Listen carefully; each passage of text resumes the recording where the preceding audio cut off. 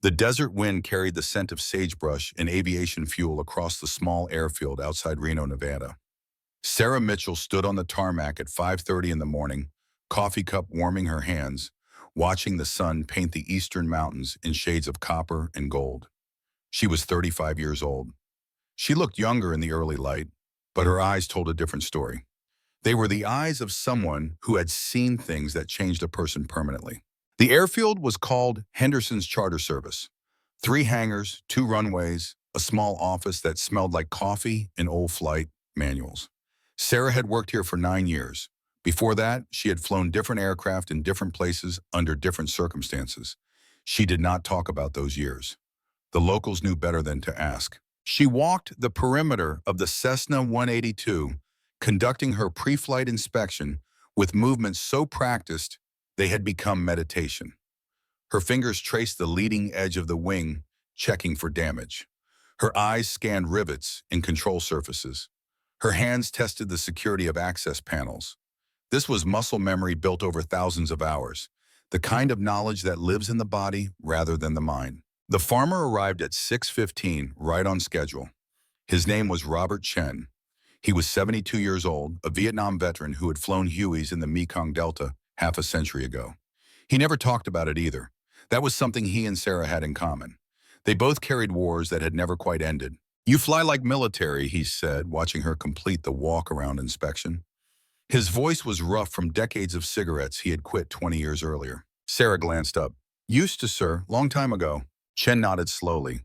"Some things you never unlearn. Some things won't let you go." She did not answer. There was nothing to say to that kind of truth. The flight was routine. Up at 6:30, flying low over agricultural fields, checking irrigation systems and crop health for the farms that kept this part of Nevada alive. Sarah flew with the kind of precision that made Chen shake his head in quiet admiration. Every turn was coordinated perfectly. Every altitude change was smooth as silk. Every radio call was crisp and professional. When people asked Sarah why she flew crop inspection runs instead of something more ambitious, something that paid better, something that used her obvious skills more fully, she gave simple answers. The pay is decent. The hours are flexible. I like the quiet. What she did not say was that flying these simple patterns over empty desert let her sleep at night. What she did not say was that routine missions with no variables and no danger were exactly what she needed. What she did not say was that 11 years ago, she had flown a mission that went so catastrophically wrong that she could not trust herself with anything more complicated than checking crops and ferrying cargo. They landed at 8:45. Chen paid in cash, like always. Before he left, he paused at the door of his pickup truck. "You ever think about going back," he asked, "to military flying?" Sarah was wiping down the windscreen. She did not look up. "Every day," she said quietly, "and then I remember why I left." Chen nodded. He understood. He had his own memories that woke him at 3 in the morning. "We all got ghosts," he said. "Question is whether we let them run our lives or just walk beside us." He drove away in a cloud of dust. Sarah stood on the tarmac, watching him go, thinking about ghosts that did more than walk beside you. Thinking about ghosts that climbed into the cockpit with you, that whispered in your ear during every flight, that made you second-guess every decision. She went to the small diner across the highway for breakfast. The waitress knew her order: 2 eggs over easy, wheat toast, coffee black. Sarah sat in the corner booth with her back to the wall, a habit from other years and other places. She read the newspaper while she ate. The headline was about a Joint Special Operations Command strike that had eliminated a terrorist cell in Yemen. 6 enemy combatants killed, no American casualties. The operation had been conducted with surgical precision by unnamed Special Operations Forces. Sarah read the article twice. She knew the language. She could read between the lines. She knew exactly what kind of operators had conducted that mission, what kind of aircraft had inserted them, what kind of risks they had taken. She used to be part of that world. She used to fly those missions. She used to be one of the unnamed operators who did the impossible in places that officially did not exist. "You okay, hun?" The waitress was refilling her coffee cup, looking at her with concern. "You look like you've seen a ghost." Sarah folded the newspaper carefully. "Just remembering old friends," she said. The waitress nodded and moved on to the next table. Sarah sat in the diner for another 20 minutes, staring at nothing, remembering faces. 7 faces in particular. 7 people who had died because she survived. 7 people whose names were carved into a memorial wall at Fort Campbell, Kentucky. 7 people who haunted every flight she took, every decision she made, every moment of every day. Her phone rang at 9:37. She did not recognize the number. She almost let it go to voicemail. Something made her answer. Mitchell, this is Commander Marcus Walsh, Naval Air Station Fallon. We have a situation. Sarah's entire body went still. Commander Walsh, she knew that name. She had never met him, but she knew his reputation. He ran special operations training at Fallon, one of the most important tactical aviation schools in the country. Sir, I fly charters now. You should call Edwards Air Force Base if you need military assets. Walsh's voice was tight with controlled tension. Edwards is 90 minutes out. Those men have maybe 30. You're the closest qualified pilot with combat experience in the A-10 Thunderbolt. Sarah felt something cold settle in her stomach. What men? SEAL team conducting a training exercise in the Sierra Nevada range. Exercise went sideways. Opposing force brought live weapons instead of blanks. 12 SEALs pinned down, taking real fire, 4 wounded. They need close air support, and they need it now. The diner seemed very far away suddenly. Sarah could hear her pulse in her ears. Sir, I haven't flown combat in 11 years. Chief Warrant Officer Mitchell, Walsh said, and there was steel in his voice now. I have 12 Navy SEALs who are going to die in the next 30 minutes unless someone gets aircraft overhead. I have reviewed your service record. All of it, including the classified portions. I know exactly who you are and what you are capable of. So I am asking you directly, can you fly this mission or not? Sarah closed her eyes. She saw faces. 7 faces. Her crew from Syria. The people who had died so she could live. The people whose deaths had broken something fundamental inside her. She also saw other faces. 72 faces. The SEAL team operators she had extracted from Objective Rhino in August 2011, the mission that had made her a legend in special operations aviation. The men who were alive today because she had flown into hell and brought them home. Send me the coordinates, she heard herself say. Walsh rattled off a grid reference. Sarah wrote it on a napkin with steady hands. NAS Fallon, Hangar 7. There is an A-10 on the line, fully armed and fueled. Crew chief is standing by. How fast can you be, wheels up? Sarah checked her watch. 90 minutes to Fallon from here. Add 15 for briefing and pre-flight. Call it 2 hours. Those men might not have 2 hours. Then I better drive fast, Sarah said, and ended the call. She left $40 on the table for a $12 breakfast and walked out into the Nevada sun. Chapter 2, The Return. The drive to Naval Air Station Fallon took 78 minutes. Sarah pushed her truck harder than she should have on the desert highways, but something in Walsh's voice had convinced her that every minute counted. She thought about the last time she had flown combat. Syria, 2014. 11 years ago, a lifetime ago. She thought about her hands on the controls, the feel of a tactical aircraft responding to her commands. She thought about the narrow margin between perfect execution and catastrophic failure.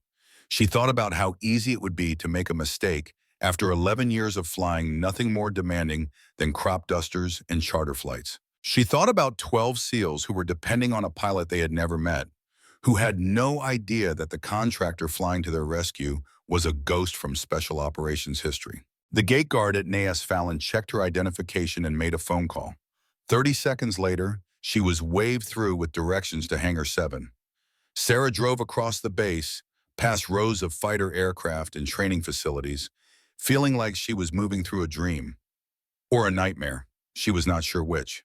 Hangar 7 was at the far end of the flight line. A gray A-10 Thunderbolt sat on the tarmac outside, its distinctive twin engines and massive GAU-8 cannon making it look like exactly what it was. A flying tank destroyer designed to absorb punishment and deliver devastating firepower. Sarah had not flown an A-10 in combat, but she was qualified. She had logged hours in the aircraft during cross-training exercises years ago. She parked her truck and walked toward the hangar. 3 people came out to meet her.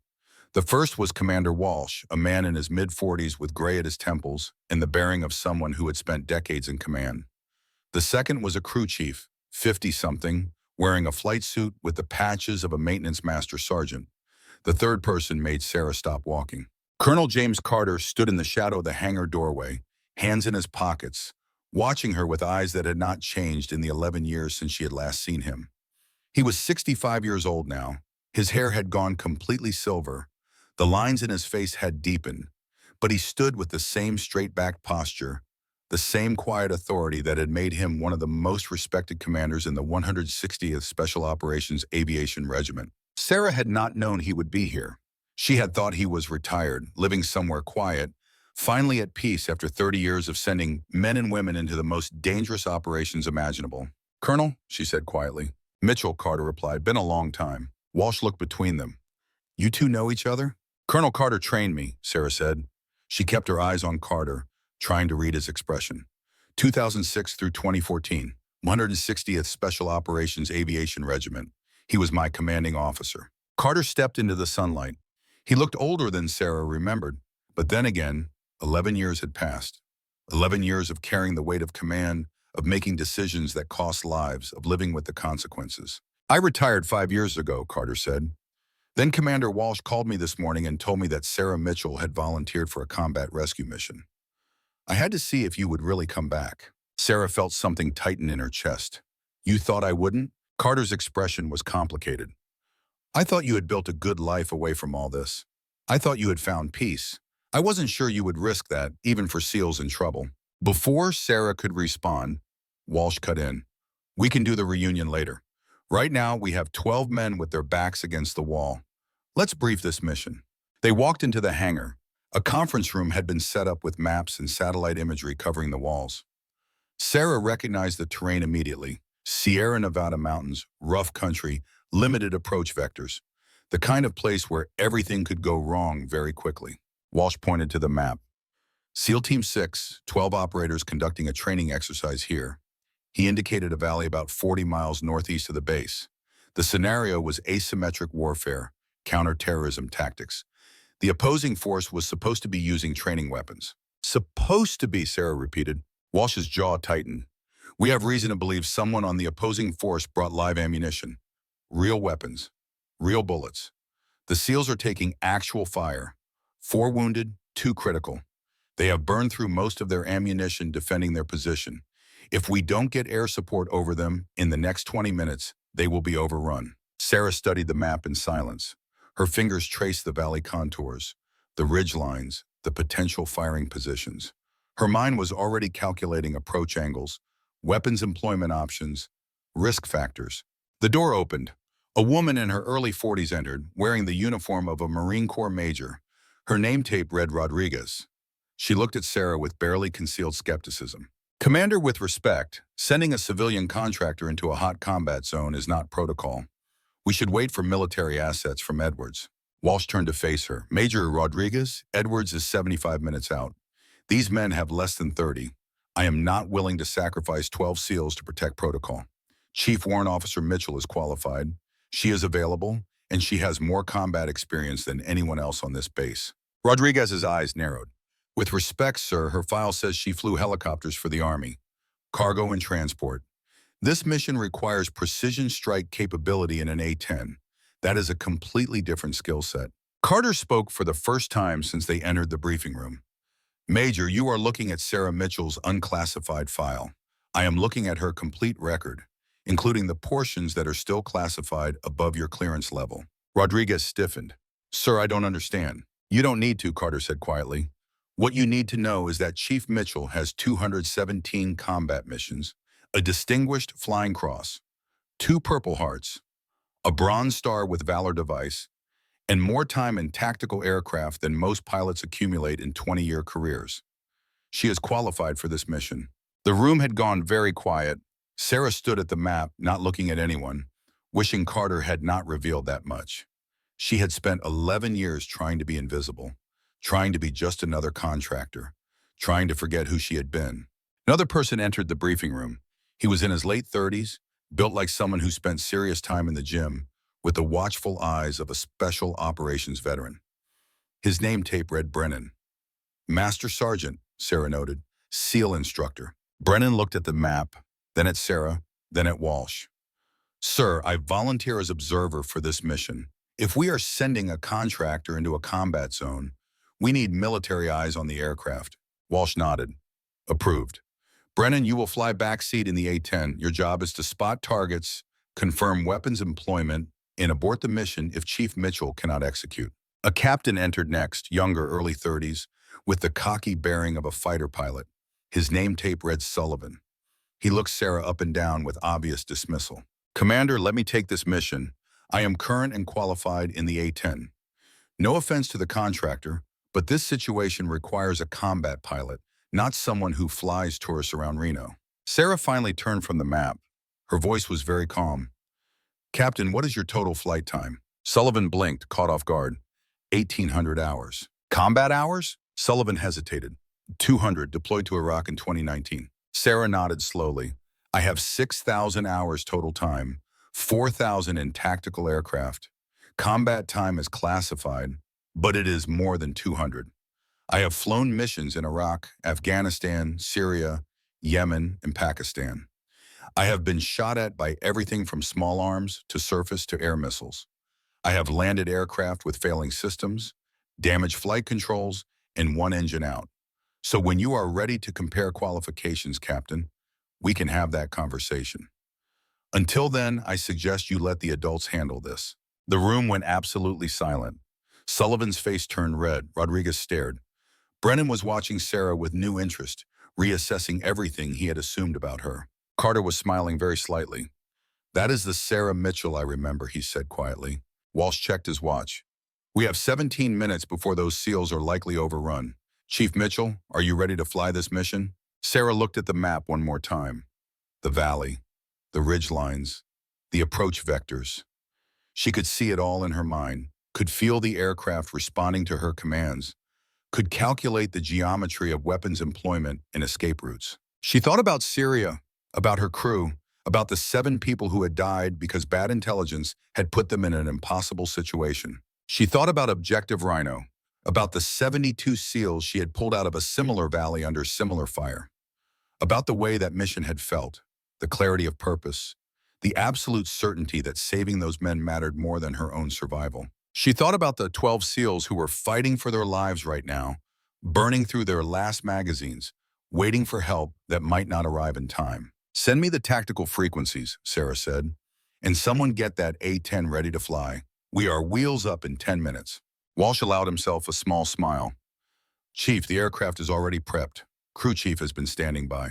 Sarah looked at Carter. He was watching her with an expression she could not quite read. Pride, maybe, or sadness, or both. You did good, Colonel, Sarah said quietly. Training me. All those years. You made me into someone who could do this. Carter's voice was rough. You were always capable of this. I just gave you the tools. The courage was always yours. Then Sarah turned and walked toward the door. Brennan fell in beside her. Sullivan and Rodriguez followed at a distance. Major Rodriguez caught up to them on the tarmac. Chief Mitchell, she said, her voice different now. Less hostile, more uncertain. I apologize. I made assumptions based on incomplete information. That was unprofessional. Sarah kept walking. Major, in about 15 minutes, you are going to watch me fly a mission that will either validate your assumptions or prove them wrong. Let's see how it plays out before we worry about apologies. The A-10 sat waiting, gray and ugly and beautiful. The crew chief was a master sergeant named Torres, and he handed Sarah the pre-flight checklist with professional efficiency. Sarah did not take the checklist. She walked around the aircraft, her hands moving over the airframe with practiced familiarity. She checked panel seams. She tested control surfaces. She examined the weapons pylons, where AGM-65 Maverick missiles hung alongside rocket pods. Her fingers found a stress crack on the wing leading edge that was barely visible, the kind of thing that might have been missed on a standard inspection. That needs to be logged, she told Torres. Not critical for this mission, but watch it. Another 50 flight hours and it could become a problem. Torres stared at her. Ma'am, how did you even see that? 6,000 hours in tactical aircraft, Sarah said. You learn to listen to what the aircraft is telling you. She climbed the ladder to the cockpit. The A-10 was designed to keep a pilot alive. Titanium bathtubs surrounding the cockpit, redundant systems, the ability to fly home with massive damage. Sarah settled into the seat, her hands finding the controls with muscle memory that had not faded despite 11 years. Brennan climbed into the back seat, wedging himself into the cramped observer position. This aircraft was not designed for 2 people. but training models had the modification. "Ma'am," Brennan said over the intercom, "can I ask you something?" Sarah was running through startup procedures, hands moving across switches in a pattern so ingrained it required no conscious thought. "You can ask, Sergeant." "I might not answer." "Why did you quit?" "After Objective Rhino, you were a legend. Every special operations pilot knew your name. You could have written your own ticket, gone anywhere, done anything. Why did you walk away?" Sarah's hands paused for just a moment. Then they continued the startup sequence. "Sergeant, right now I need you focused on your instruments and the tactical situation. We can talk about ancient history after we bring those SEALs home." "Copy that, ma'am." The engines spooled up with their distinctive whine. Sarah ran through the final checks with efficiency that made Torres shake his head in quiet admiration. She had been on the ground for less than 8 minutes and was already ready to launch. "Tower, this is Warthog 27 requesting taxi clearance." The tower controller's voice came back immediately. "Warthog 27, you are cleared to taxi runway 27, winds 260 at 12 knots. Godspeed." Sarah taxied toward the runway. Behind her on the tarmac, she could see Carter standing alone, watching. She could not see his face from this distance, but she could imagine his expression. She had seen it before, 11 years ago, when he sent her on missions that might not bring her back. "Tower, Warthog 27 ready for departure. Warthog 27 cleared for takeoff. Bring them home." Sarah advanced the throttles. The A-10 accelerated down the runway with that distinctive rumble that sounded like controlled thunder. She rotated at exactly the right speed, no wasted runway, no hesitation. The aircraft climbed into the Nevada sky, turning northeast toward the mountains where 12 men were fighting for their lives. In the back seat, Brennan watched her fly with growing realization. This was not the uncertain movements of someone who had been out of practice for 11 years. This was the fluid precision of someone for whom flying had become as natural as breathing. "Ma'am," he said carefully, "you are not flying like a contractor who does crop runs." Sarah banked the aircraft, settling into a low-level flight path that would keep them below radar coverage. "No, Sergeant, I suppose I am not." "What exactly did you fly before you retired?" Sarah was silent for a long moment. Then quietly, "I flew the missions that nobody else could. I went into the places where everyone else said it was impossible to survive. And most of the time, I brought everyone home." "Most of the time," Brennan repeated softly. "Most of the time," Sarah confirmed. "And the time I didn't is why I spent 11 years flying crop dusters instead of doing this." She checked her instruments. 7 minutes to the valley, 7 minutes until she found out if 11 years away from combat had dulled her edge too much. 7 minutes until 12 SEALs learned whether the pilot coming to save them was still capable of the impossible. "Warthog 27, this is Hawk," the air traffic controller from Fallon called. "Your vector is 035 for 40 clicks. Contact Razor 6 on tactical frequency Victor Hotel." "Copy, Hawk. Switching now." Sarah changed frequencies. The tactical channel was filled with the sounds of combat. Automatic weapons fire, shouted commands, the controlled chaos of men fighting for survival. "Razor 6, this is Warthog 27, inbound your position. What is your situation?" The voice that came back was tight with stress and pain. "Warthog, this is Razor 6 actual. We are 12 personnel, 4 wounded critical, surrounded on 3 sides down to last magazines. Opposing force is approximately 40 hostiles with crew-served weapons. We need danger close fire support immediately, or we are not making it out of this valley. Razor 6, understand danger close. I am 7 minutes out. Can you mark your position?" "Negative on smoke. We are under direct observation and taking fire. Our position is the collapsed structure, northwest corner of the valley. Thermal should show our signatures." Brennan was already pulling up the thermal imagery on the tablet linked to the aircraft systems. "Ma'am, I have visual on the valley. 12 heat signatures clustered at the structure. Multiple hostile signatures on the ridgelines. I count at least 3 mortar positions." Sarah studied the terrain rushing past below them. 200 feet above the valley floor, using the landscape for cover, exactly the way she had been trained to fly in the special operations. The way she had not flown in 11 years. "Razor 6, Warthog. 27 has visual on your position. I am beginning my approach. Stand by." In the back seat, Brennan watched the valley approaching. He had flown combat missions before. He had seen good pilots and great pilots. But the way Sarah was threading this aircraft through the terrain maintaining speed and altitude with absolute precision while simultaneously planning her attack run, was something different. He looked down at the tablet, at the partial view of her helmet bag visible in the gap beside her seat. There was a patch sewn onto it, mostly hidden by the way it was folded. He could only see part of the design, letters that might have been 160, 160th Special Operations Aviation Regiment. The Night Stalkers. Oh my God, Brennan whispered. Sarah's voice came over the intercom, calm and focused. Sergeant, I need you to call out those mortar positions as I engage, understand? Yes, ma'am, but ma'am, I need to know. Are you 160th? Sarah did not answer immediately. The valley was rushing up to meet them. She could see the collapsed building where the SEALs were making their stand. She could see muzzle flashes from the ridgelines. She could see exactly how this was going to unfold. The geometry of violence and salvation. Used to be, Sergeant, long time ago. Now call out those targets. We have work to do. The A-10 screamed into the valley, and Sarah Mitchell, who had been hiding from herself for 11 years, remembered exactly who she was. The sun rose over Naval Air Station Fallon with the inevitability of all desert mornings, burning away the cool darkness and replacing it with heat that shimmered off concrete and metal.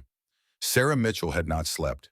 She sat in her temporary quarters, a small room in the visiting officer's lodging, staring at a photograph she had carried for 11 years. 8 people in flight suits stood in front of a Black Hawk helicopter. The photo was dated August 17, 2014. Syria, 3 days before the mission that killed 7 of them and left Sarah as the sole survivor. She had looked at this photograph every morning for 11 years, a ritual of remembrance and penance, a way of keeping them alive even though they were gone. Captain Thomas Reed, her co-pilot, 29 years old, married, 2 children he would never see grow up.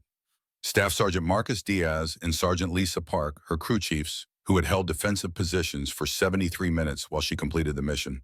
Sergeant Ray Johnson and Sergeant Mike Torres, door gunners who had died protecting her flanks. Sergeant Amy Sullivan, the medic who had treated wounded even as she herself was bleeding. Lieutenant David Brooks, the intelligence officer whose knowledge had made him a target, whose death had been the entire purpose of the ambush. 7 faces, 7 names she whispered every morning, 7 debts she could never repay. A knock on the door pulled her from the memories. She tucked the photograph into her pocket and opened the door. Jake Brennan stood there, showered and dressed in fresh utilities, looking more rested than she felt. Ma'am, he said, his voice respectful but concerned, you look like you did not sleep at all. I did not, Sergeant. Old habit. After combat missions, I used to stay awake until I knew everyone was accounted for. All aircraft were recovered. All after-action reports were filed. Ma'am, that mission was yesterday. Everyone is accounted for. The A-10 is being repaired. You can rest now. Sarah managed a small smile. Some habits are harder to break than others. What can I do for you, Sergeant? Brennan shifted his weight, looking uncharacteristically uncertain. Ma'am, the whole base knows now who you are, what you have done. People want to meet you, thank you, hear your story. I wanted to warn you before you walked into the chow hall. Sarah felt her stomach tighten. She had spent 11 years avoiding exactly this kind of attention, trying to be invisible, trying to forget who she had been.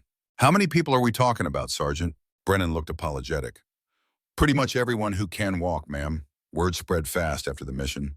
By last night, every sailor, Marine, and airman on this base knew that Valkyrie had come out of retirement to save 12 SEALs. Sarah closed her eyes briefly. This was the price of coming back. Once you stepped into the light, you could not retreat into shadow again. All right, she said finally. I suppose I need to eat anyway. Might as well face it now. They walked together toward the dining facility. Even from a distance, Sarah could see that something was different. The usual morning chaos of a military chow hall was subdued.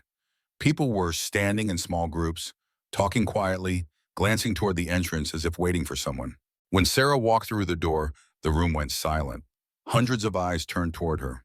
For a moment, nobody moved. Then slowly, like a wave spreading across water, people began to stand. Not at attention formally, but rising to their feet out of respect, out of recognition, out of something that felt almost like reverence. Sarah felt her face flush. This was worse than she had imagined. She wanted to turn around, walk out, disappear. But Brennan was beside her, steady and solid, and she knew that running now would dishonor everything she had done yesterday. A young woman approached, perhaps 22 years old, wearing the uniform of an Air Force airman. Her name tape read Chen. She looked nervous but determined. "Ma'am," she said, her voice shaking slightly, "I am Airman Emma Chen. I work in aircraft maintenance. I just wanted to say thank you for showing us what is possible." Sarah looked at her, confused. "What do you mean, Airman?" Chen took a breath. "Ma'am, I want to be a pilot, an attack pilot, flying Apaches or A-10s. But sometimes it feels impossible, like the system is designed to keep women out, to make us fail. And then yesterday I watched you fly that mission, and I learned who you really are, what you have accomplished. It gives me hope. It proves it can be done." Sarah saw herself in this young woman, saw the same hunger, the same determination, the same fear that she had carried when she was starting out. "Airman Chen," Sarah said carefully, "I am not going to lie to you. It is not easy. It is not fair. You will work twice as hard for half the recognition. You will be questioned constantly, doubted reflexively, dismissed automatically. People will say you are not strong enough, not tough enough, not good enough." Chen's face fell slightly, hope dimming. "But here's the truth that matters more," Sarah continued. "They are wrong. Gender does not determine capability. Heart does. Skill does. Determination does. You want to be an attack pilot? Then be the absolute best pilot in your training class.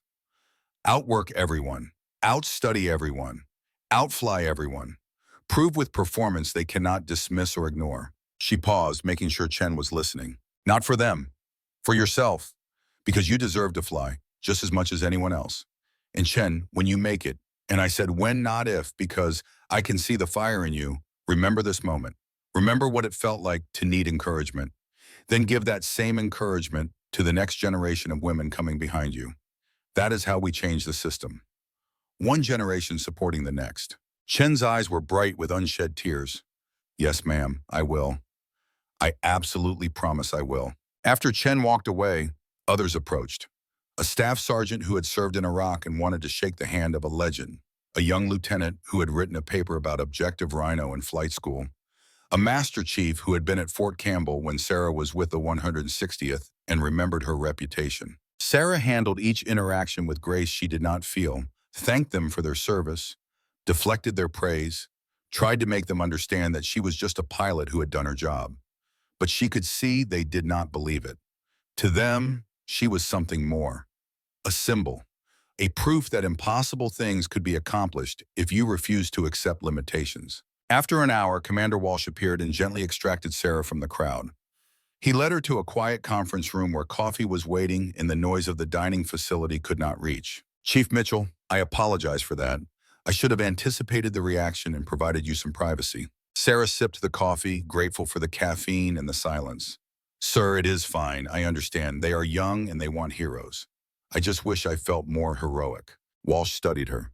"You do not see yourself the way others see you, do you?" "No, sir. I see all the mistakes, all the missions that went wrong, all the people I could not save." "That is the burden of command," Walsh said quietly. "We remember our failures more clearly than our successes. But Chief, your record speaks for itself. 217 combat missions, 84 lives saved across your career, multiple decorations for valor. You have given more to this country than most people give in 10 lifetimes." Sarah looked into her coffee cup. "And 7 people died under my command, sir. That is what I remember most clearly."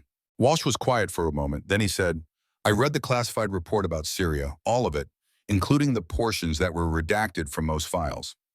I know about the false intelligence. I know about the 73-minute siege. I know that you called in airstrikes on your own position to destroy classified material and prevent it from falling into enemy hands. I know that your crew bought you time with their lives because the mission required it." He leaned forward. "What happened in Syria was not your fault. It was enemy action based on deliberate deception. You did everything right. Your crew did everything right. They died as warriors, completing their mission, protecting their teammate. They would not want you carrying this guilt for 11 years. Sarah felt tears burning, but refused to let them fall. "With respect, sir, you cannot know what they would want. They are dead." "You are right," Walsh acknowledged. "I cannot know. But I can know what I would want if I were in their position. I would want the pilot I died protecting to keep flying, to keep serving, to make my sacrifice mean something by continuing to save lives." Before Sarah could respond, there was another knock on the door. Walsh called out permission to enter, and Colonel James Carter walked in. He looked older in the morning light, more worn, but his eyes were sharp and clear. "Commander, thank you for taking care of my former student. I need to borrow Chief Mitchell for a few hours if you can spare her." "Of course, sir." Walsh stood, shook Sarah's hand. "Chief, take some time. Rest if you can, and know that you have earned the respect of everyone on this base." After Walsh left, Carter settled into the chair across from Sarah. He poured himself coffee from the carafe, added cream and sugar with the careful movements of someone whose hands were not as steady as they used to be.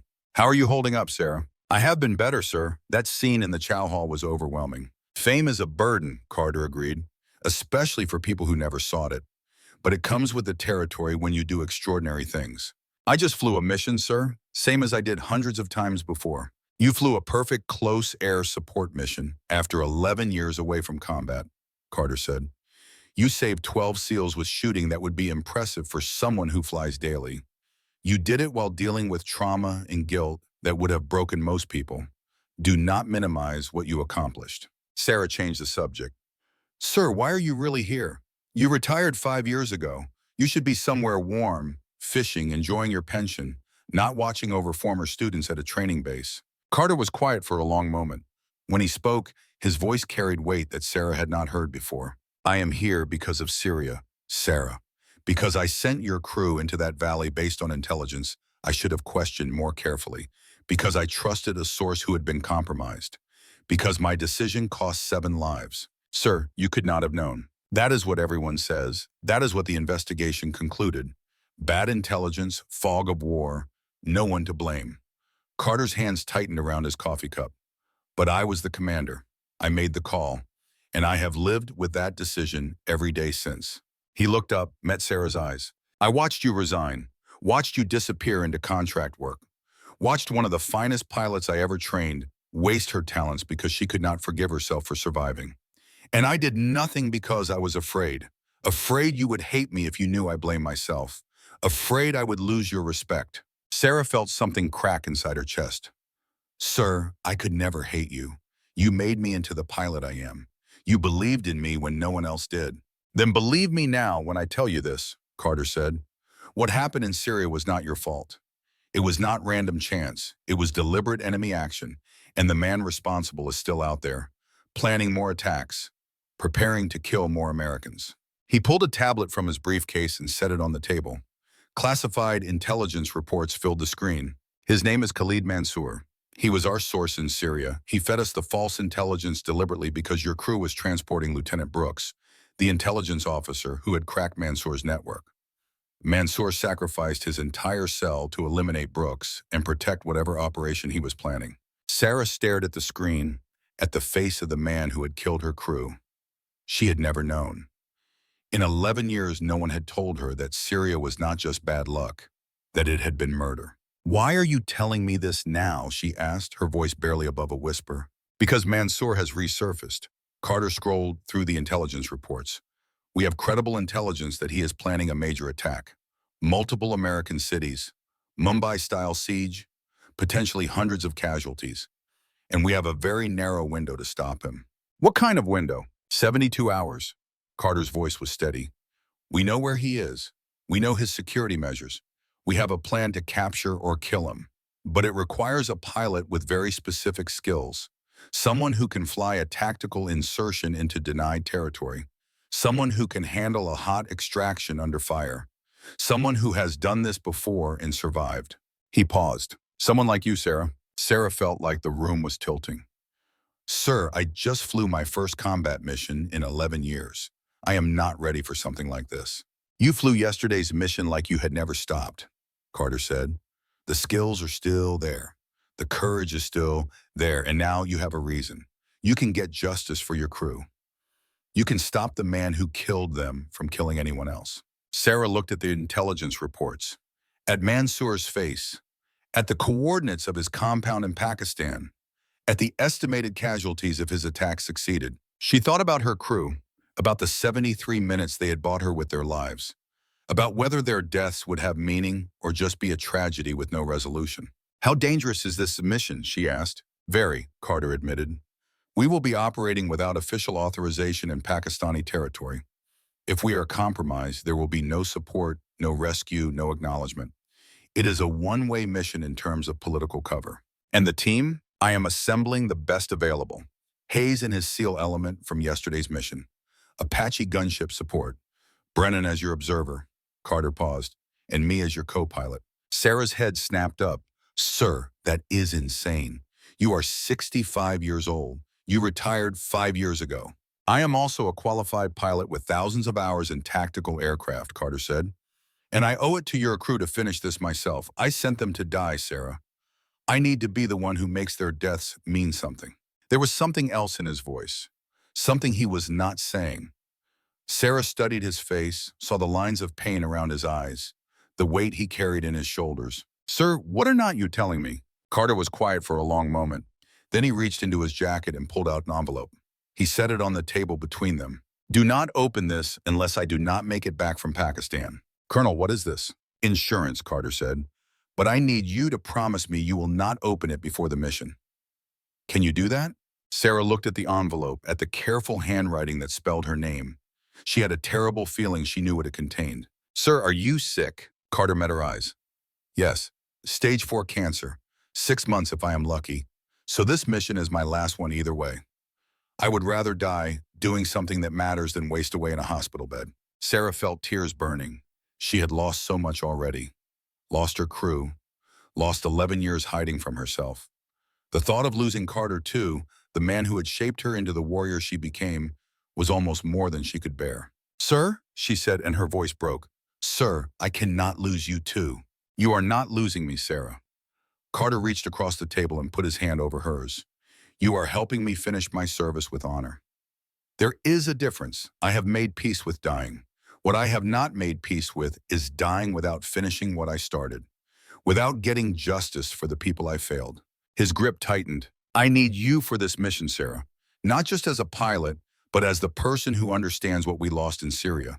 The person who carries the same weight I carry. We can help each other finish this. We can make their deaths mean something. And maybe, just maybe, we can both find some peace. Sarah looked at the envelope, at the intelligence reports, at Carter's face lined with age and illness and determination. She thought about running, about going back to rural Nevada, to crop dusting and charter flights, to the quiet life she had built, about staying safe and small and hidden.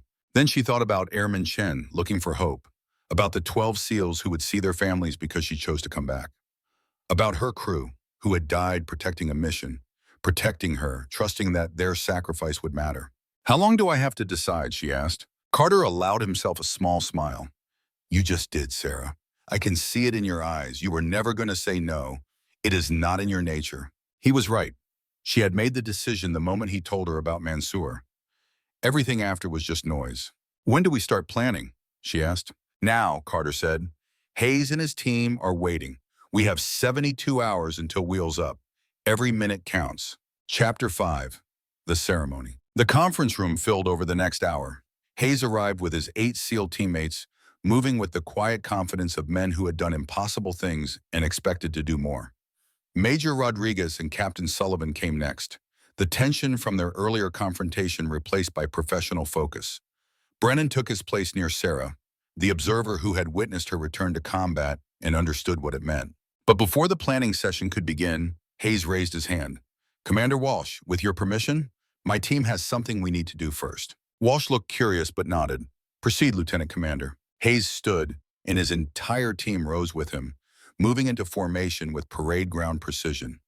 They came to attention, 12 men in perfect alignment, facing Sarah with the formality of a military ceremony. Chief Warrant Officer Sarah Mitchell, Hayes began, his voice carrying the weight of ritual. 24 hours ago, you saved the lives of 12 Navy SEALs through exceptional flying skill and courage under fire. But that was not the first time you saved lives.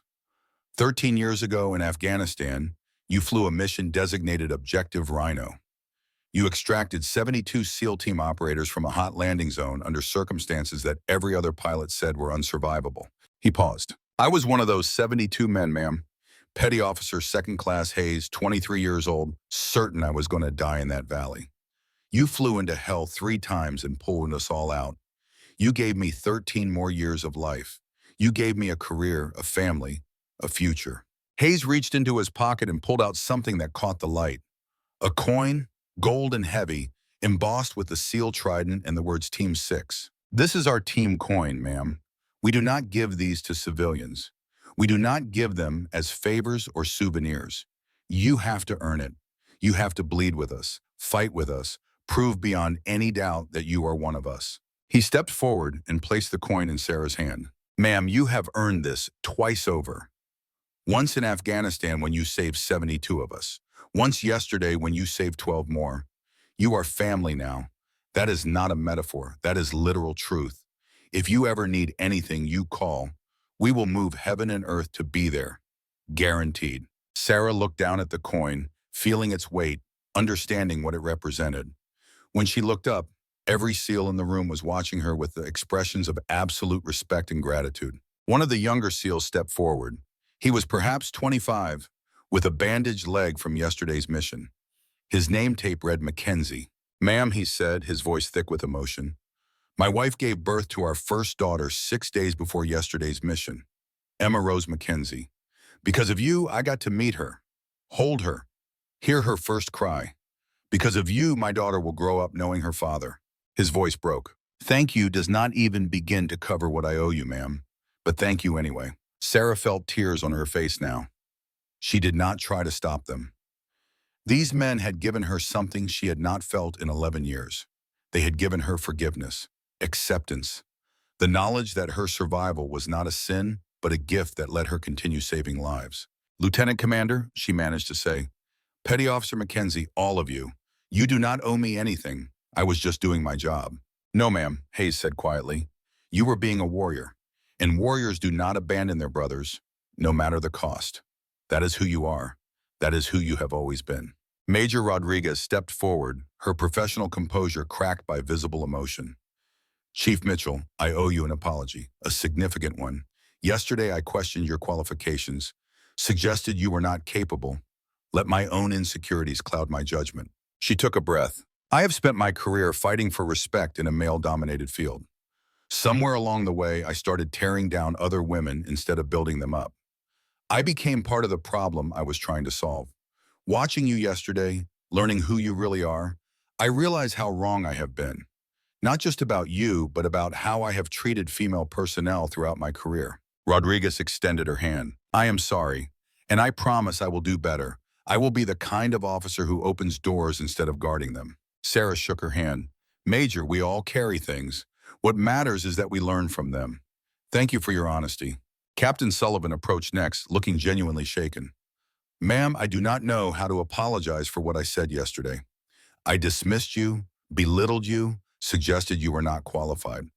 Then you flew a mission that showed me I do not even understand what excellence looks like. He paused, struggling. I have been a pilot for 12 years. I thought I was pretty good.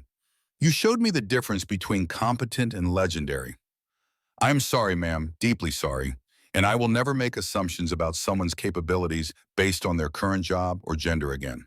Sarah studied him for a moment. Captain, ego kills people in combat. It makes you overconfident, makes you underestimate threats in other people. Learn from this. Judge people by their performance, not your assumptions. That lesson could save your life someday. Yes, ma'am. Thank you, ma'am. Colonel Carter had been watching the entire ceremony in silence. Now he stepped forward, and something in his bearing made everyone straighten unconsciously. This was a man who had commanded special operations for decades, who had sent men into impossible situations and lived with the consequences. Chief Mitchell, he said formally, I also owe you an apology. 11 years ago, I sent your crew into Syria based on intelligence. I should have questioned more carefully.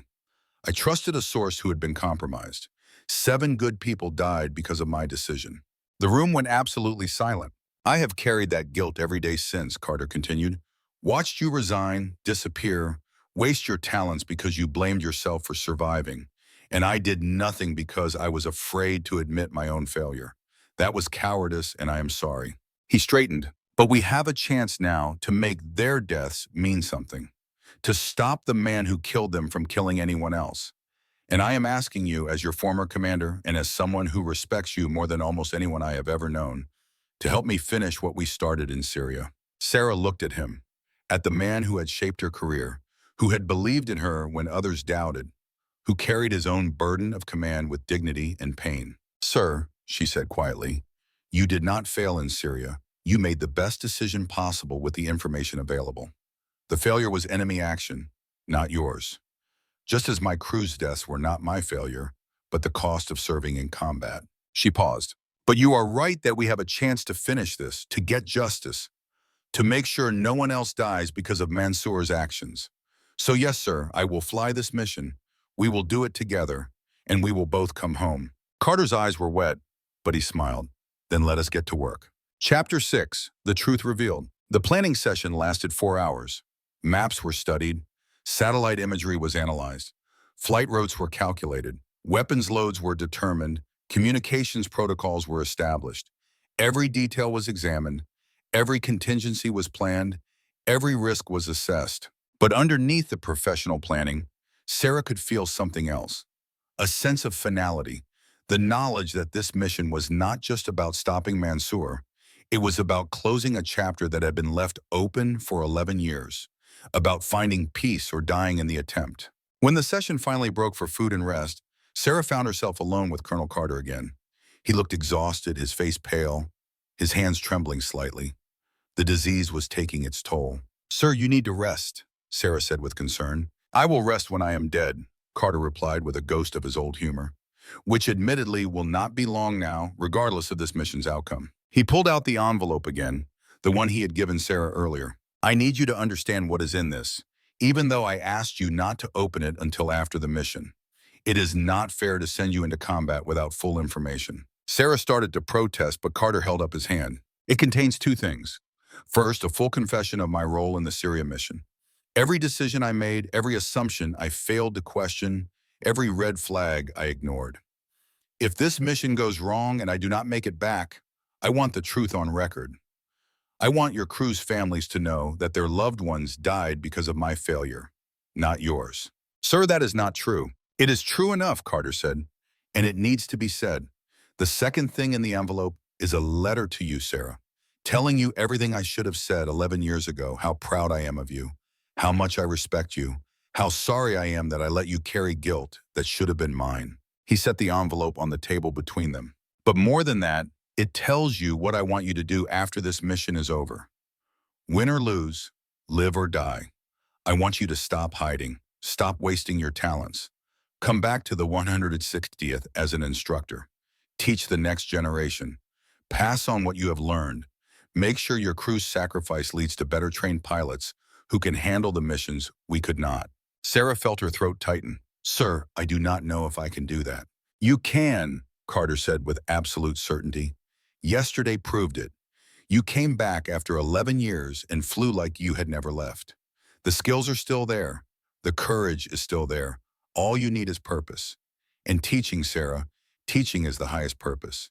Taking everything you have learned through pain and blood and making sure the next generation learns it without paying the same price." He leaned back in his chair, suddenly looking very old and very tired. "I am dying, Sarah. That is a fact I have accepted, but I do not want to die knowing that I wasted your potential, that I let you hide when you should have been soaring. Promise me that after this mission, regardless of what happens to me, you will at least consider coming back. Talk to the command at Fort Campbell. See what they offer. Give yourself the chance to be who you were meant to be." Sarah looked at the envelope, at the man who had meant so much to her career and her life. She thought about promises and debts and the weight of words spoken between warriors facing mortality. "I promise, sir, after this mission, I will talk to Fort Campbell. I will consider coming back, but only if you promise to fight, to survive this mission and the cancer, and give me the chance to learn from you as an instructor, not just as a pilot." Carter smiled sadly. "I will fight, Sarah, I always have. But some fights you cannot win, no matter how hard you try. That is a lesson I am learning now." They sat in silence for a moment, teacher and student, both carrying wounds that would never fully heal, both preparing for a mission that might be their last. Finally, Carter said, "Tell me about the photograph you carry, the one of your crew. I know you have it. I know you look at it every morning." Sarah was surprised he knew, but she should not have been. Carter had always seen more than people realize. She pulled the photograph from her pocket and set it on the table. 8 people in flight suits, young and alive, and unaware of what waited for them 3 days later. I look at it every morning, Sarah said quietly. A reminder of what I lost, of the price of combat, of the people who trusted me and died because of it. Carter studied the photograph for a long moment. Then he said something Sarah had not expected. They are not looking at you with trust in this photograph, Sarah. They are looking at you with respect, with confidence, with the knowledge that they are serving with the best pilot in the regiment. Look at their faces. Really look. Sarah looked, and for the first time in 11 years, she saw what Carter saw. Reed's slight smile, the expression of someone who enjoyed his job. Diaz's confidence, the bearing of a crew chief who knew his aircraft inside and out. Park's intensity, the focus of someone who took her responsibilities seriously. Johnson and Torres joking with each other. The camaraderie of warriors who had each other's backs. Sullivan's professional competence. The medic who had saved lives before and expected to save more. Brooks's intelligence. The officer who understood the importance of his work. They died doing what they loved, with people they respected, completing a mission that mattered, Carter said. That is the best death a warrior can ask for, and they would not want you spending 11 years drowning in guilt over their sacrifice. How do you know what they would want?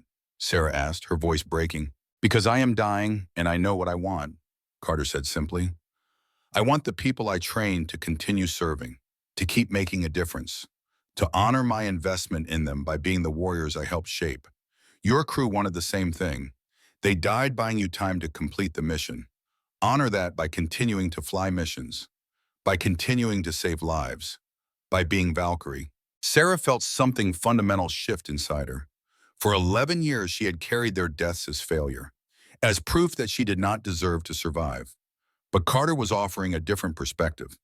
That survival was not a sin, but a responsibility, that she owed it to them to keep serving, to make their sacrifice meaningful by continuing the work they had died protecting. Thank you, sir, she said quietly, for seeing what I could not see myself. That is what teachers are for, Carter replied. And Sarah, one more thing. When we go into Pakistan in 72 hours, I need you to promise me something. What, sir? If I go down, if the cancer or the enemy or just bad luck takes me, you keep flying. You complete the mission. You bring everyone else home. You do not sacrifice the team trying to save a dying man. Can you promise me that? Sarah wanted to refuse, wanted to say she would never leave him behind, but she understood what he was asking. Understood the burden of command, the knowledge that sometimes you had to let people go to save the rest. I promise, sir, but only if you promise to make it as hard as possible for either the cancer or the enemy to take you. No giving up, no accepting defeat. Carter smiled, and for a moment he looked like the warrior he had been for 3 decades. Deal. No surrender. Not while there is still fight left in me. They shook hands, sealing promises that might or might not be kept, making peace with mortality while preparing to face it one more time. Outside the window, the sun was setting over Nevada, painting the sky in shades of amber and purple. In 72 hours, they would fly into Pakistan. They would face the man who had killed Sarah's crew. They would risk everything for justice and redemption and the hope of finding peace. But tonight, sitting together in the fading light, a teacher and student who had both paid the price of command, they found something that had been missing for 11 years. They found forgiveness, not from others, but from themselves, and sometimes that was the hardest forgiveness to earn. The war room at Naval Air Station Fallon had been converted into a classified operations planning center. Maps covered every wall. Satellite imagery scrolled across multiple screens. Intelligence reports were stacked in neat piles on the conference table. And at the center of it all stood Colonel James Carter, looking more alive than Sarah had seen him in years. It had been 18 hours since she agreed to the mission. 54 hours remained until wheels up. Sarah sat at the conference table from coffee growing cold in front of her, studying the intelligence package that would either save lives or get her killed, possibly both. The target was a compound in the Hindu Kush Mountains, 14 kilometers inside Pakistan from the Afghan border. 3 buildings arranged in a defensive triangle, surrounded by walls that satellite imagery suggested were reinforced concrete. Guard towers at each corner. Estimated 40 to 60 enemy combatants, heavily armed, well-trained. And somewhere in that compound, if the intelligence was accurate, was Khalid Mansour, the man who had deliberately fed false information to U.S. forces in 2014. The man whose calculated betrayal had sent Sarah's crew into an ambush designed to kill them all. The man who was now planning an attack that intelligence analysts believed would kill hundreds of American civilians. Jake Brennan sat across from Sarah, studying his own copy of the intelligence package. Commander David Hayes entered with 8 members of his SEAL team. Major Elena Rodriguez and Captain Derek Sullivan followed, both qualified Apache pilots who would provide air support. Colonel Carter stood at the head of the table. When he spoke, his voice carried the weight of 3 decades of command. Gentlemen and lady, thank you for volunteering. I want to be clear from the start. This operation is classified at the highest levels. It will not officially exist. If things go wrong, the United States government will deny all knowledge. There will be no rescue, no support, no acknowledgement. He pulled up satellite imagery on the main screen. The target is Khalid Mansour, responsible for multiple attacks against U.S. forces and currently planning a major operation against American civilians. Intelligence suggests a Mumbai-style siege attack, multiple cities, coordinated teams, potentially hundreds of casualties. Our mission is to capture or kill Mansour and recover intelligence about his network. The briefing continued for 2 hours.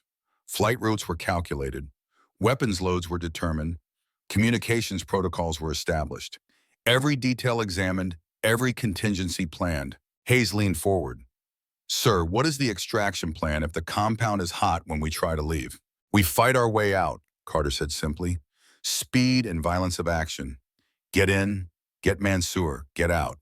Total time on target should be less than 20 minutes. Sarah studied the terrain surrounding the compound. Mountains on 3 sides, a narrow valley providing the only reasonable flight path. Limited room to maneuver if they took fire. Multiple positions where enemy forces could establish ambush points. It reminded her of Syria. Colonel, she said quietly, this looks like Syria. I know, Carter replied. That is why you are flying it. You know every mistake we made. You know what not to do.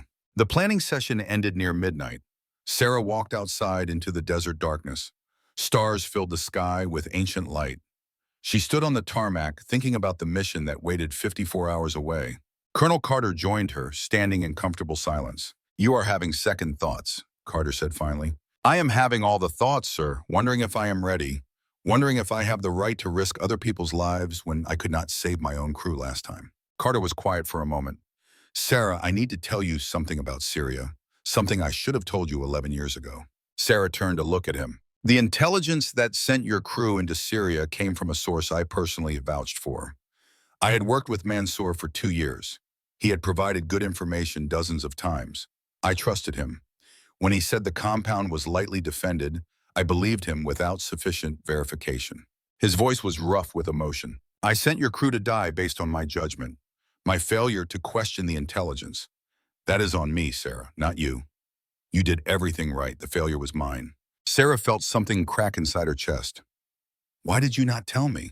Because you were breaking apart, and I thought knowing it was my fault would make it worse. I did not realize you would blame yourself instead. He faced her fully. I have carried that guilt every day since. Watched you waste your talents because you could not forgive yourself. And I did nothing because I was afraid you would hate me if you knew the truth. They did not die because of you, sir, Sarah said, tears on her face now.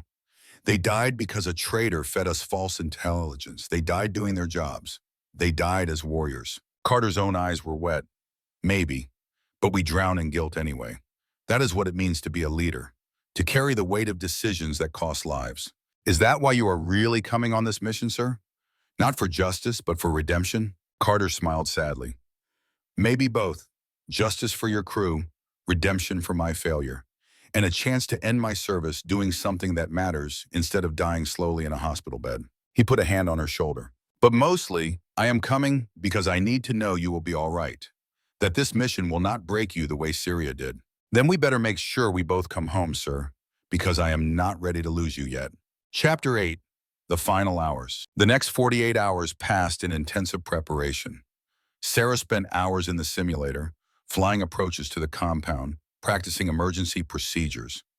Carter sat beside her, calling out simulated threats, pushing her to be faster, smoother, more precise.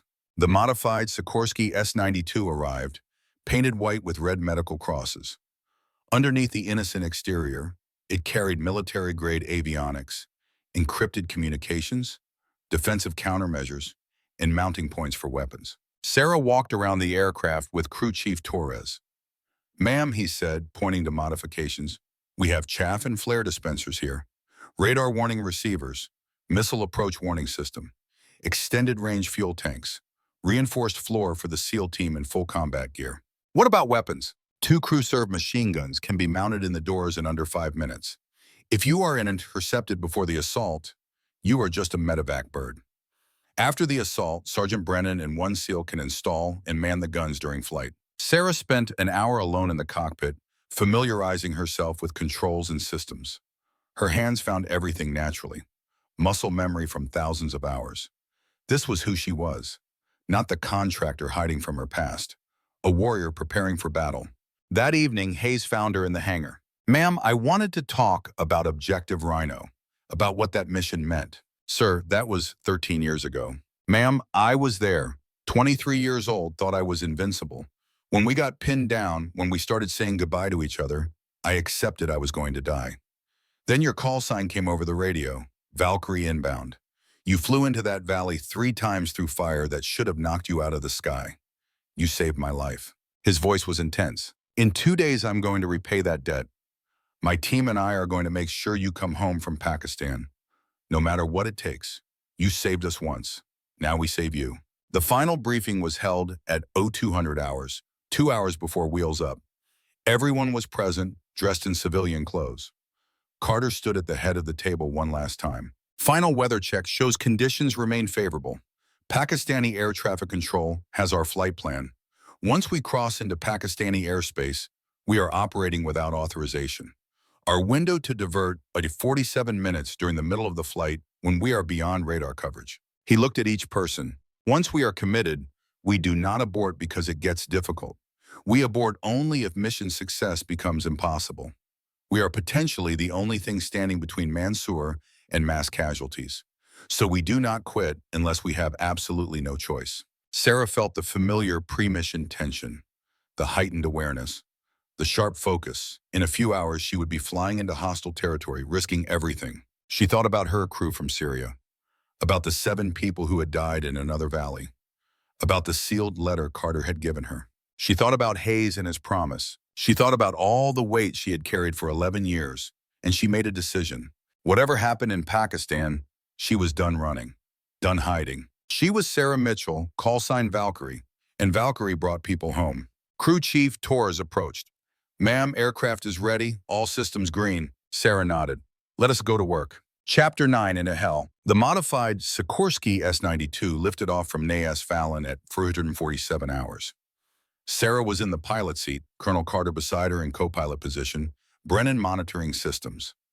Hayes and his 8 SEALs were in the cargo compartment, weapons ready, faces painted. The first hours were routine. They flew east across Nevada, following civilian airways, behaving exactly like a medical transport. As they crossed into Montana, Carter filed an updated flight plan. Medical emergency, patient deteriorating, authorization granted. 13 hours into the flight, they crossed into Pakistani airspace. The transition was unmarked, invisible. But Sarah felt it, felt the weight of being in denied territory. Carter keyed the radio to Pakistani control. "This is Mercy Flight 7 Echo, medical transport inbound to drilling site Charlie 4. The controller acknowledged in accented English. "Mercy 7. Echo, Roger. Maintain current altitude and heading." Carter switched to internal comms. "Hayes, we are 37 minutes from deviation point." "Locked and loaded, Colonel. We are ready." The mountains below them were brown and stark. Small villages clustered in valleys. This was country that had broken empires. 20 minutes to deviation point, Carter announced. Sarah's scan of instruments became more intense, checking everything. Fuel, hydraulics, electrical systems, engines, looking for problems before they became critical. 10 minutes, Carter said. Hayes and his team were standing now, checking equipment one final time. Each man had rehearsed his role dozens of times. Deviation point in 30 seconds, Carter said. Pakistani control will notice in approximately 3 minutes. We will be off radar for 47 minutes. That is our window. Deviating now, Carter transmitted to Pakistani control. Islamabad approach. Mercy 7 Echo has critical patient deterioration, requesting immediate priority routing. The controller acknowledged. Mercy 7 Echo, stand by. Sarah banked onto a new heading, descending, following the flight path through gaps in radar coverage. The mountains rose around them. They were flying lower now, using terrain masking. Carter switched to internal comms. Hayes, we are committed. 26 minutes to target. The valley leading to the compound appeared. Sarah descended to 200 feet above the valley floor. The helicopter shuddered in turbulence. She adjusted constantly, keeping the aircraft stable. Brennan monitored defensive systems. No radar locks, no missile warnings. We are clean so far. Target compound in 15 minutes, Carter said. Sarah's breathing was very controlled now. Steady rhythm, keeping her oxygen levels optimal, keeping her mind clear. The valley walls rose on either side, beautiful and deadly, no room for error. 5 minutes, Carter said. Hayes and his team were at the door now, ropes ready. They would fast rope down from 40 feet. Sarah's eyes caught movement ahead. Movement at our 2 o'clock high, thermal showing heat signatures. Brennan checked the display. Confirmed. 4 individuals. Could be sentries. Hayes, can you avoid them? Negative, Sarah said. They are on our only approach vector. They are going to see us. Then we go loud from the start, Hayes said calmly. Sarah pulled up over the final ridgeline, and there it was. The compound. 3 buildings, walls, guard towers, and in the central courtyard, the open space for insertion. Starting approach, Sarah announced. The sentries started shouting. Muzzle flashes sparkled. Small arms fire. Taking fire, Brennan reported. Deploy, deploy, deploy, Hayes shouted. Ropes dropped. Seals descended fast. 8 men on the ground in 20 seconds. Sarah held the hover, bullets impacting the helicopter. She could hear them hitting metal. Last man away, Hayes called. Execute, execute, execute. Sarah pulled power, banking hard. More muzzle flashes from guard towers. She heard a loud bang. We are hit, Brennan said, checking systems. Sarah scanned instruments. Hydraulic pressure dropping on number 2 system. Number 1 holding. Flight controls responsive. We are controllable. Moving to holding position. She flew to the designated position south of the compound, transitioning into an orbit. Behind them, sounds of combat intensified. Hayes on radio. Building 1 secure. 4 enemy KIA. Moving to building 2. Sarah circled, watching, waiting. Building 2 secure, Hayes reported. 8 enemy KIA. No sign of primary target. Moving to building 3. This was the hardest part. Waiting, listening. Contact building 3, Hayes transmitted. Heavy resistance. We have located primary target. He is barricaded with approximately 12 hostile combatants. Carter keyed the mic. Hayes, what do you need? Breaching charges, 2 mics, stand by. Radio went silent except for combat noise. Sarah counted seconds. Then, breach successful, we are inside, heavy contact. Sustained automatic weapons fire, shouting, explosions. Twist number 6, the trap. Suddenly, a new voice cut through the radio. Pakistani military frequency, unencrypted. Krutat. In English clearly meant for them to hear. Attention unidentified aircraft operating illegally, in Pakistani airspace. You have violated our sovereignty. Pakistani Air Force fighters are inbound your position. You have 5 minutes to surrender, or you will be engaged and destroyed. Sarah's blood went cold. They had been compromised. Carter's face was grim. That is impossible. We are in a radar coverage gap.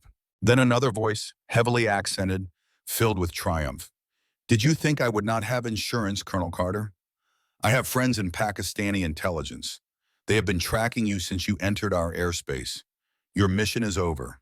You are all going to die here. Mansur, Sarah's mind raced. 5 minutes until Pakistani F-16s arrived. They could not fight Pakistani military. That would create an international incident, possibly war. Hayes, Sarah transmitted. How long until you have the package? Hayes's voice came back, strained. 3 minutes minimum. He is behind reinforced door. We are breaching now. Carter looked at Sarah. His face was pale. This was the trap Mansur had set. Even if they captured him, they would never escape. Sir, Sarah said quietly, we need to abort. Get Hayes and his team out now. Pakistani fighters will shoot us down. Carter's jaw tightened. If we abort, Mansur escapes. He executes his plan. Hundreds die. If we stay, Pakistani F-16s kill us all. Sir, we have to go. Carter closed his eyes. For a long moment, he did not speak. Sarah could see the weight crushing him. Another impossible decision. Another choice between bad options and worse ones. Then Hayes' voice. Package secured. Mansour is in custody, wounded but alive. We need immediate extraction. Carter opened his eyes. He looked at Sarah with an expression of absolute determination. We are not leaving them. Sarah, get us back to that compound. We extract Hayes and his team. Then we run for the border and pray we make it before those fighters arrive. Sir, that is suicide. Then it is suicide, Carter said. But I will not leave those men behind. Not again, not ever again. Sarah felt something shift inside her.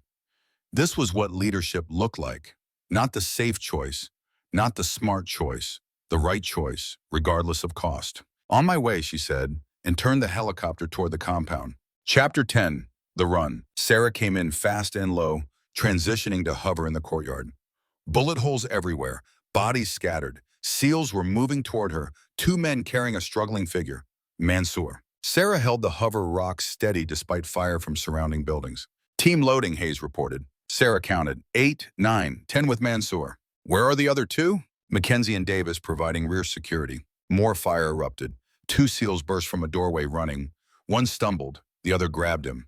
They are hit, Brennan said. Sarah's hand stayed steady. The SEALs reached the helicopter and fell aboard. Hayes grabbed them. Everyone aboard, Hayes shouted. Go, go, go. Sarah pulled power. The helicopter accelerated away, climbing, turning toward the border. Carter on radio. Rodriguez, Sullivan, we are inbound.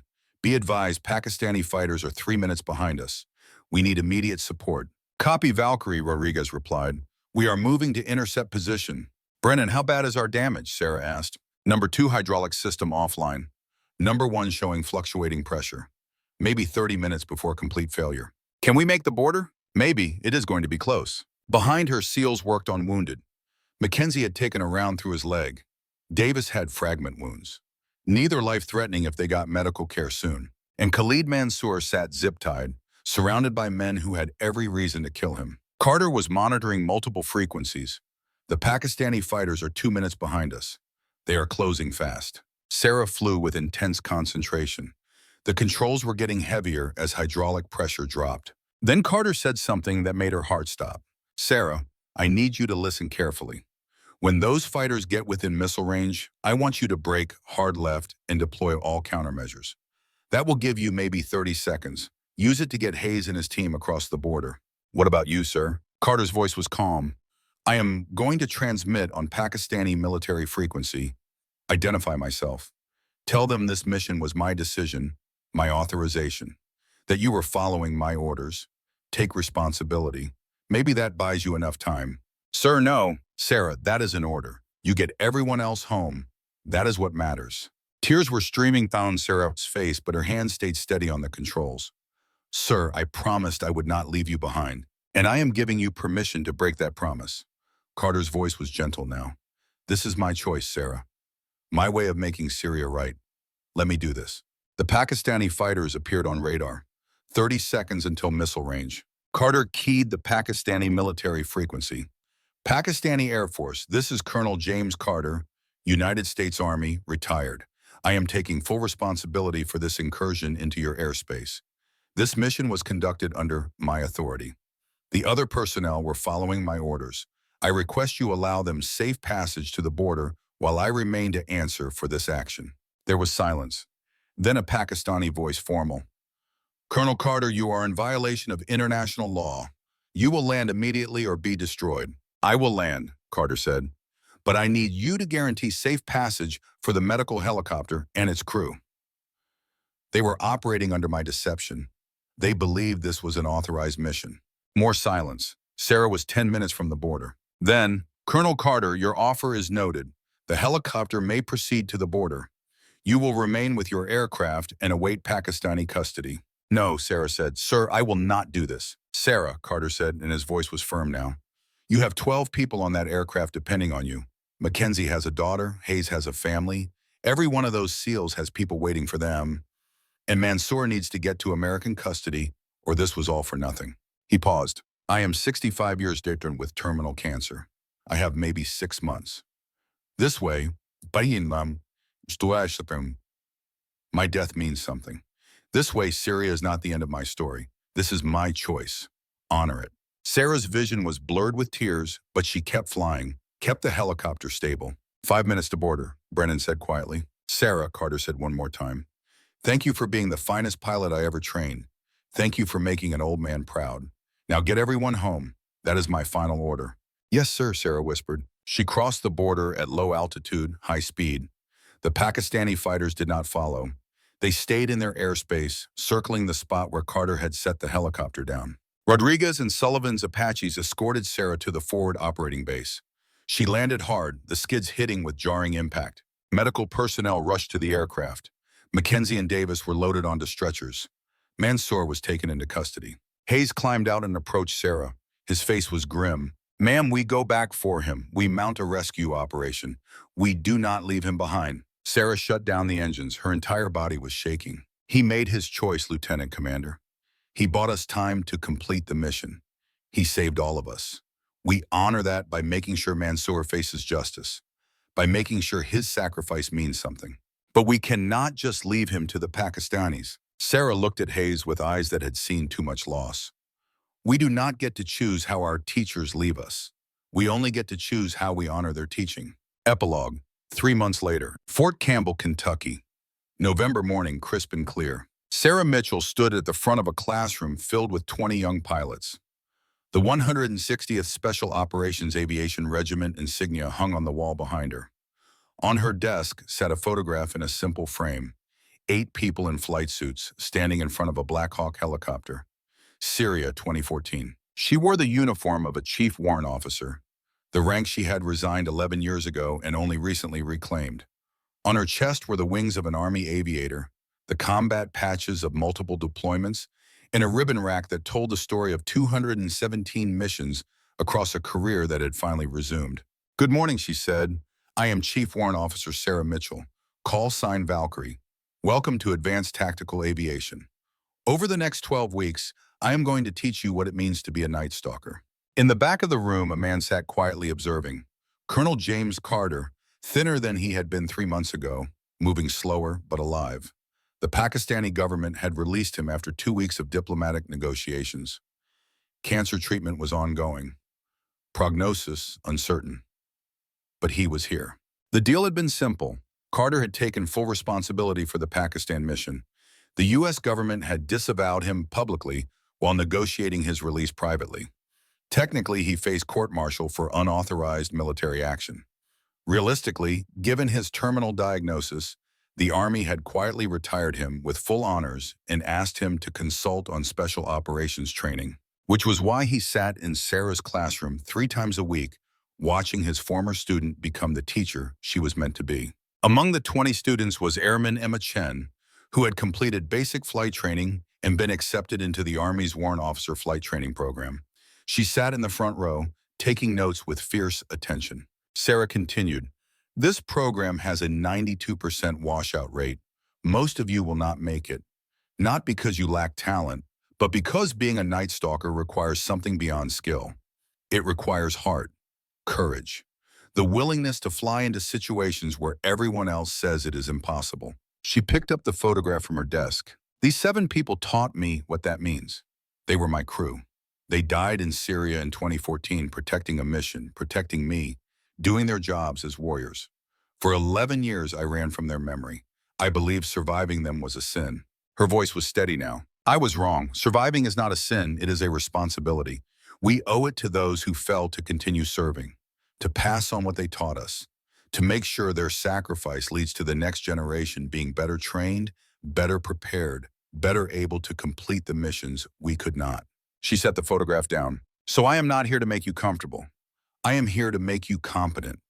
I am here to teach you everything I learned through blood and pain and loss. And when you graduate from this program, if you graduate, you will carry forward a tradition that has saved American lives for decades. She paused, making eye contact with each student. Questions? Emma Chen raised her hand. Ma'am, what was your hardest mission? Sarah smiled slightly. The one I am flying right now, teaching. Because if I fail here, if I do not prepare you properly, some of you will die in situations you should have survived. That responsibility is heavier than any mission I flew in combat. Another student raised his hand. Ma'am, is it true you flew Objective Rhino? The extraction that saved 72 SEALs? Yes. And the Pakistan mission 3 months ago? Where you captured Khalid Mansour? Sarah glanced at Carter. That mission is classified. But I will say this, good leaders sometimes make impossible choices. They put mission before personal safety. They accept costs most people could not bear. And we honor them by completing the work they started. The class continued for 2 hours. Sarah taught them about nap of earth flying, about tactical approaches, about weapons employment and emergency procedures. She taught them the technical skills they needed. But more than that, she taught them about the burden of command, about making decisions that might cost lives, about carrying the weight and continuing to serve. When the class ended, Carter approached. "You are a natural at this," he said, "better than I ever was. I learned from the best, sir. How are you feeling?" Carter shrugged. "Still dying, but slower than the doctors expected. They think the treatment is buying me time. Maybe a year, maybe more. Then we better make good use of it, sir." They walked together across Fort Campbell, past helicopters being prepared for training flights, past young pilots learning their craft. "Sarah," Carter said, "I need to tell you something. About that envelope I gave you, the one I told you not to open unless I did not make it back. You came back, sir. The deal was I would not open it. Open it anyway. I want you to read it now." "Why?" "Because I wrote it expecting to die. And now that I am still here, I want to make sure you know what is in it. What I should have said years ago." That evening, alone in her quarters, Sarah opened the envelope. Inside were 2 pages in Carter's careful handwriting. The first was his confession about Syria. Every decision he made, every mistake, every moment of doubt, a full accounting of the choices that had cost 7 lives. The second page was a letter to Sarah.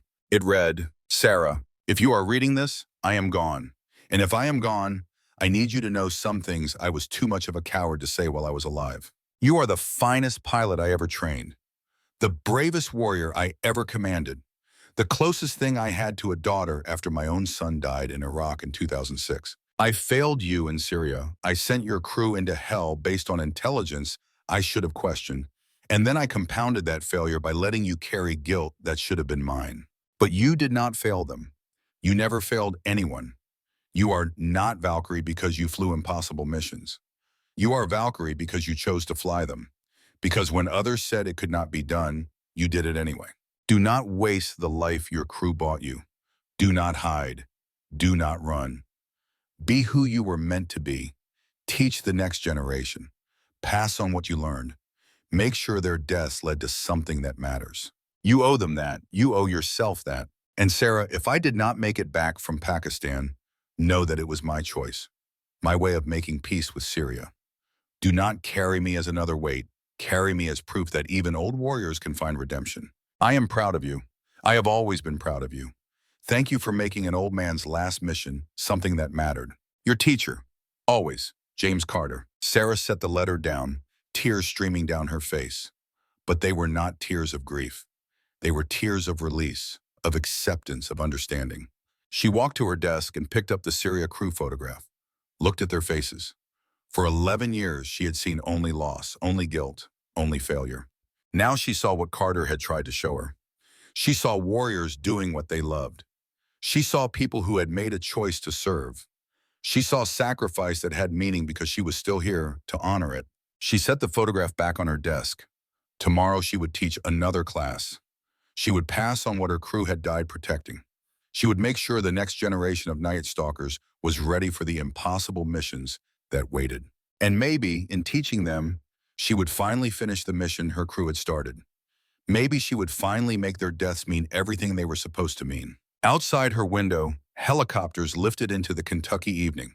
Young pilots learning to fly, learning to fight, learning what it meant to be a Night Stalker. Sarah watched them and thought about ghosts, about whether they ran your life or walked beside you, about whether surviving was sin or responsibility. She thought about Robert Chen, the Vietnam veteran who had asked her that question months ago in the Nevada desert, about how his question had led her back to flying, back to serving, back to herself. She thought about Colonel Carter, still alive against the odds, still teaching, still serving until the end. She thought about Hayes and his team, safe at home with their families because of choices made in the mountains of Pakistan. She thought about Emma Chen sitting in the front row every class, eyes bright with determination, proving that the impossible could be done.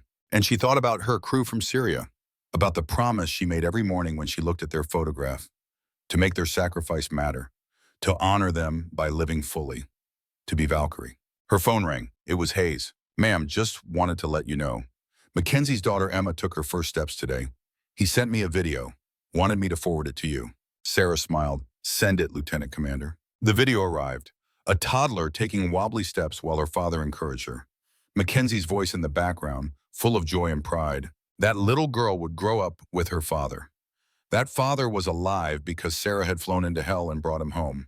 72 operators from Objective Rhino, 12 SEALs from Nevada, 8 operators from Pakistan, 92 lives saved across 3 missions. That was what Valkyrie meant. Not perfection, not being unbreakable, but choosing to fly when others could not, choosing to serve when others had fallen, choosing to carry the weight and keep moving forward. Warriors do not retire. They just find new battles, new ways to serve, new generations to teach. And in teaching, in passing on what was learned through blood and pain, in making sure the next generation was ready for their own impossible missions, the fallen lived on. Sarah looked at the crew photograph one more time. Then she began preparing tomorrow's lesson plan. There was work to do. There always was. And she was ready. The end. A final word to those who served. This story is dedicated to every pilot who flew into danger to save brothers and sisters in arms. To every warrior who carried the weight of command and lived with impossible choices. To every teacher who passed on hard-won wisdom to the next generation. Your sacrifices are not forgotten. Your lessons live on. Your legacy continues in every young warrior who learns from what you paid so dearly to teach. Night Stalkers don't quit, and neither do those they inspired.